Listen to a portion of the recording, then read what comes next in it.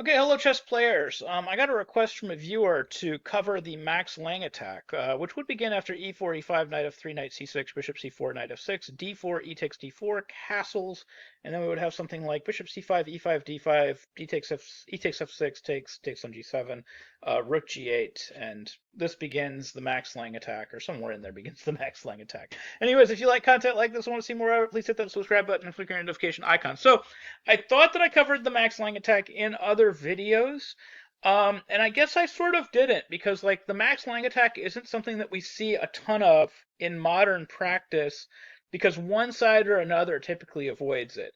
And that doesn't mean there's anything wrong with it. Actually, the viewer request was, can you please refute bad openings like the Max Lang attack? And unfortunately, I can't. There's nothing wrong with the Max Lang attack. It was a very popular opening for White to play back in the golden era of chess, back in like the early 1900s to like the 1920s and 30s.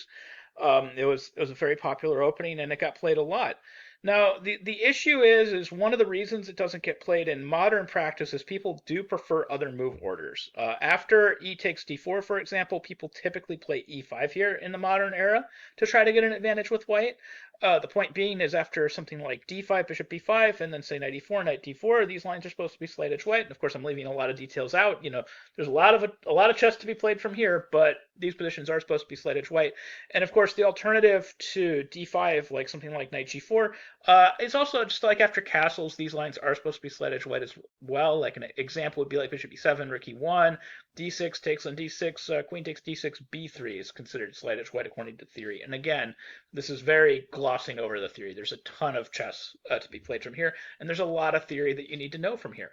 But that's one of the reasons we don't see the Max Lang attack, because from the two knights move order, which is pretty much the only legitimate move order that you're going to see the Max Lang attack, the first thing that has to happen is white needs to castle instead of playing e5. People don't really do this anymore. Not because they don't want to play the Max Lang attack. Everybody's okay with like bishop c5, e5. We can play the Max Lang attack, and we're going to get an interesting game. And it seems like white's doing at least okay in these positions. Uh, it's because maybe knight takes e4 just equalizes. Now you got to understand, back in the golden era of chess, they weren't so worried about this. The only examples they really had of knight takes e4 were like back from the era of Morphy, and of course Morphy has a very famous game where he just destroyed an amateur in this line. The game continued rook e1, d5 takes, queen takes, knight c3, and then we had this queen going to h5. And there's a lot of queen moves here, most of which are bad. I had my very first win against a Class A player when I was 7 years old when my opponent played Queen C4, and I continued with Rook takes E4 check, and I ended up getting an advantage. Even though I made mistakes in that game, I ended up, winning with the white pieces. A little bit better right away would have just been Knight D2, apparently. Although I did eventually find that idea, but I found it via a different move order. Although it was kind of an interesting game that I believe I show in another video. But Queen h5 was played in the Morphy game, and that game was pretty cool. It continued knight e4, bishop e6, knight g5, bishop b4, rook e6, f e6, knight e6, queen f7, knight on f to g5, queen e7, queen e2, and then Morphy finished off with a really cool checkmate sequence, which was by no means forced, at least at the beginning of it. And then he finishes off with Philidor's Legacy with knight g7 mate, beautiful smothered checkmate.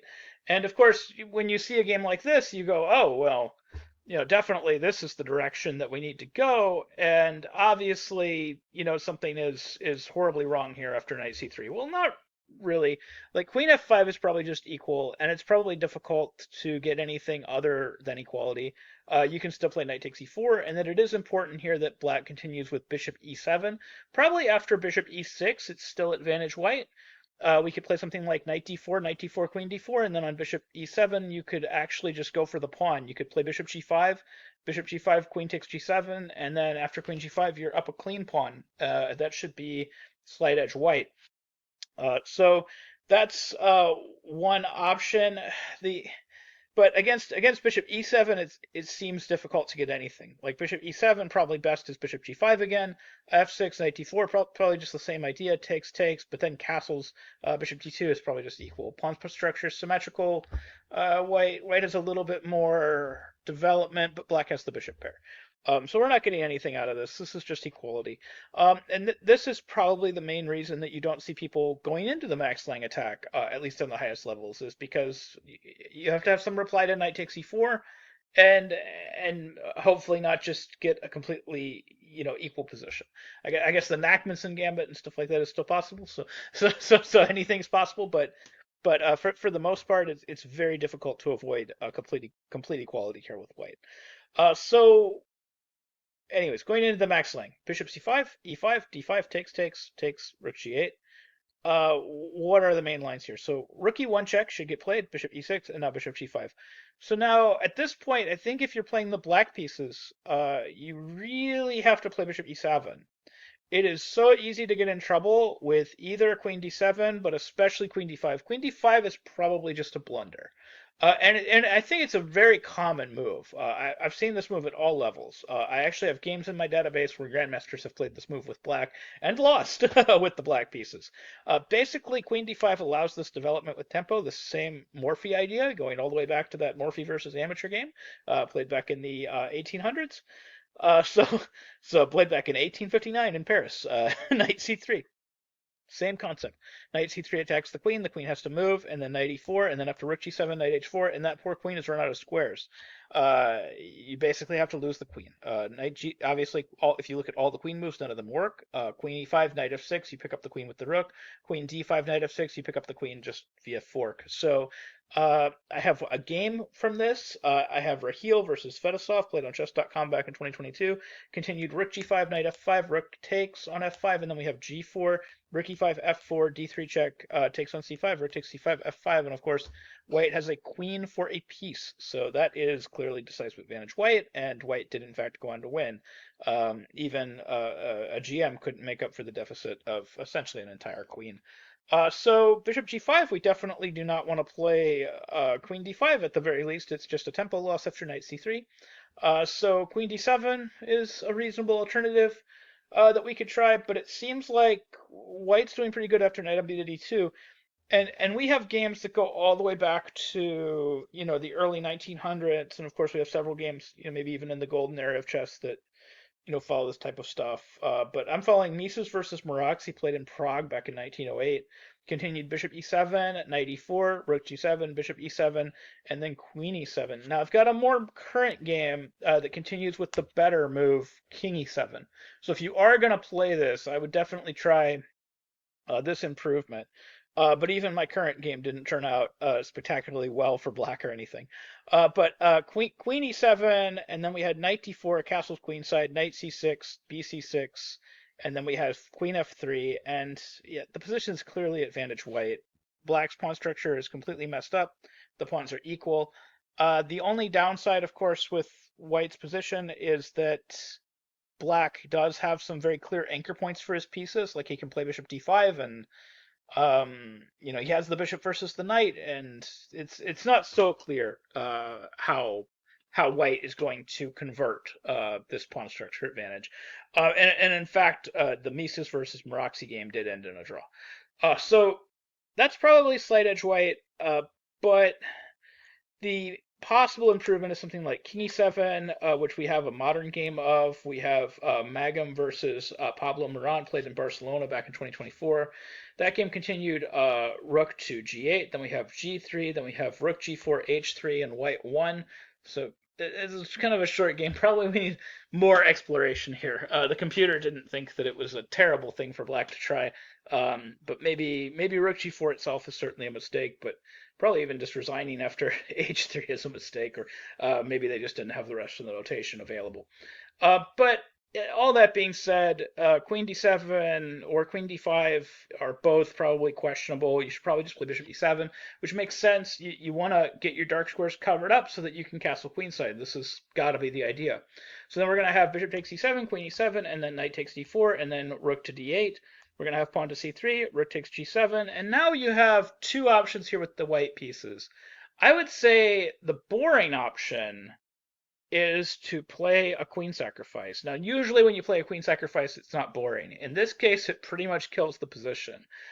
You can play this queen sacrifice with knight takes e6, and then after rook d1, knight g7 check, king f8, rook takes rook, king takes knight, knight d2. The position is really just painfully equal. You have two rooks for the queen. And Black's king is a little bit more unsafe, but it's unclear how you coordinate your rooks without getting into trouble. But it's also unclear how Black can do anything here. White has no weaknesses at all that he can attack. So it's unclear how either side makes any kind of progress. The position is probably just actually some sort of very boring equality. I don't know how anybody's getting anything out of this. Two rooks have always had a very difficult time fighting against the queen. Suggesting that the value of two rooks, being 10 points and the queen being 9 is it's not quite accurate. Probably the queen is worth a little bit more, and the rooks, when coordinating together, are worth a little bit less because it's hard to get them to work together on an open board in a way that is comfortable. So this is just equality.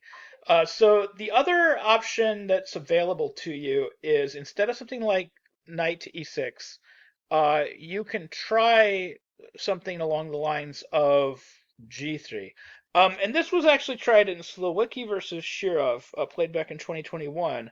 And Slowicki ended up getting a huge advantage with white. Now that game continued knight d4, cd4, and now, admittedly, Shirov plays a mistake here. He plays this move queen d6, which looks natural enough, but it's actually an error.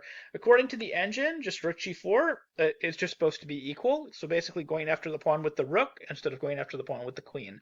And that was supposed to yield equality. So, but of course the position is still complicated. Black's king is still in the middle of the board.